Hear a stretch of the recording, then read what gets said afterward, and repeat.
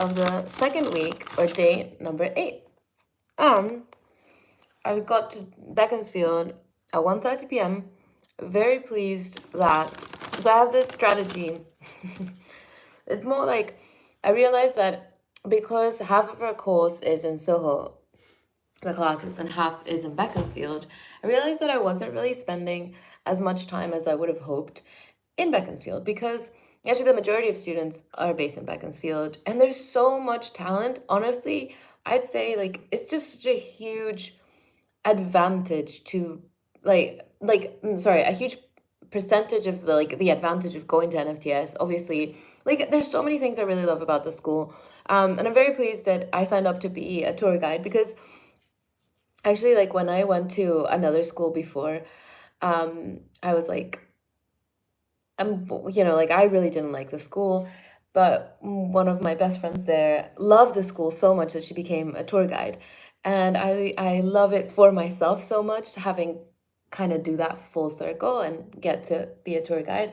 I'm also very proud that I helped a couple students, like, one of them kind of like encouraged them to apply and they got in, and the other person, they already wanted, I mean, both of them wanted to apply, but, and then the second one was just like getting some advice of like, where do I apply? And, and then they had already considered NFTS and they knew that I was doing this course. So they asked me for help, and we looked at different options, because at the end of the day, the program that you choose, it needs to make sense to you, right? Because like you have your own career objectives. Like it makes no sense to just, yeah, basically we know that we're adults. Like the program needs to make sense to you. But I'm very, very pleased. I'm very, very, very enormously pleased.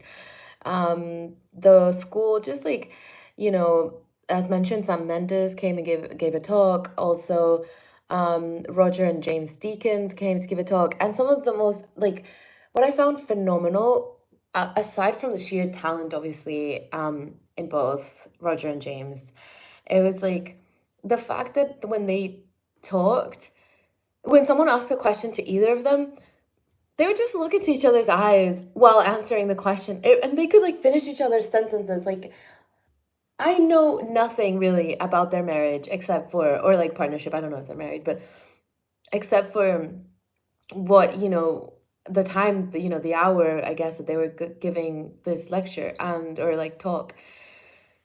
Q&A, and it was just so beautiful. Like I've never seen a couple so in tune, and I guess it's because, they work together, and so they're used to, like, I guess, high stress situations and like figuring all out, and and it was just so beautiful, because sometimes you see couples that it's kind of like one kind of takes a little bit of like a different role, and so like one kind of shines more, but nothing, like it was just so equal in partnership. And yeah, and just in general, like, and I don't think I've ever seen a couple so in tune with each other, um, effortlessly. In I mean, obviously, it's not effortlessly, because it's that I'm sure it's just like years, of working together and going through things and stuff. But it just seemed so second nature to them. There we go.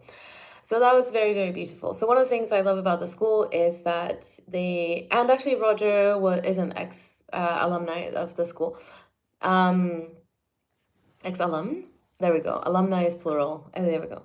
And so yeah, I mean, Danny Boyle, like, I mean, the list is endless of opportunities. Like, it's just such a treat.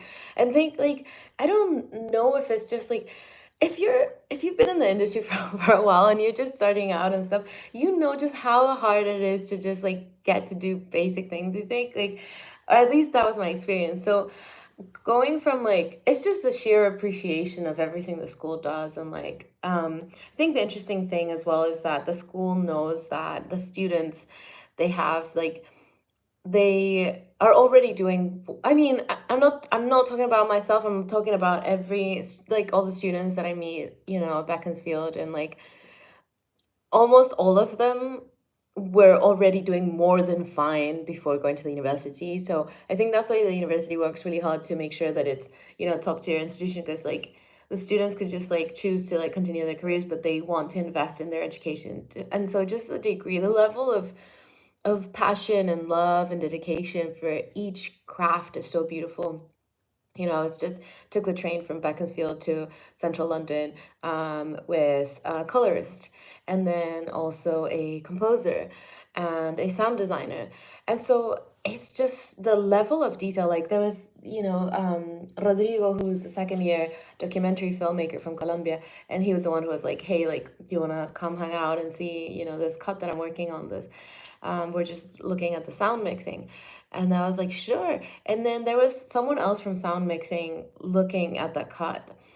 And when the documentary finished, I was like, oh my gosh, this is so impressive. He was tackling such a difficult subject, which is kind of the political situation in Colombia and like the aftermath and stuff. Like it's so layered, and only within 25 minutes he was able to like give an overview and like look at both sides. Like, but like both like all it was just like phenomenal because usually like having grown up in Latin America, it's very like biased. Like you really know where the video is coming from, depending how how they cover things. So I was just like only praise, coming out of my mouth. I was like, this is amazing. And the woman sitting next to me, who's the sound mixer, she was like, of course I have some notes. And I was like, what even? And then honestly, like, but she was like, on, but you could submit it like this. It's, it's otherwise it's completely flawless. And as they just checked, like literally one or two things, and it was just so cool.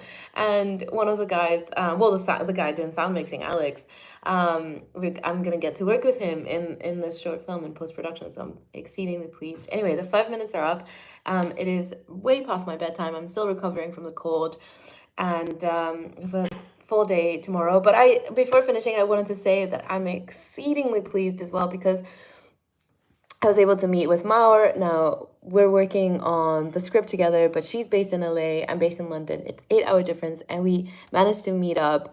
I think at least for like a couple hours. We looked at, and it's a mixture of catch up as well because, I just, it's really lovely working with her, and we were able to go through the. The different, the character arc for like the lead character and another character, and we now kind of have the structure of what we're working with. But yeah, very, very, very pleased, very excited, and I can't wait to keep, updating about everything that's going, and I'll see you tomorrow.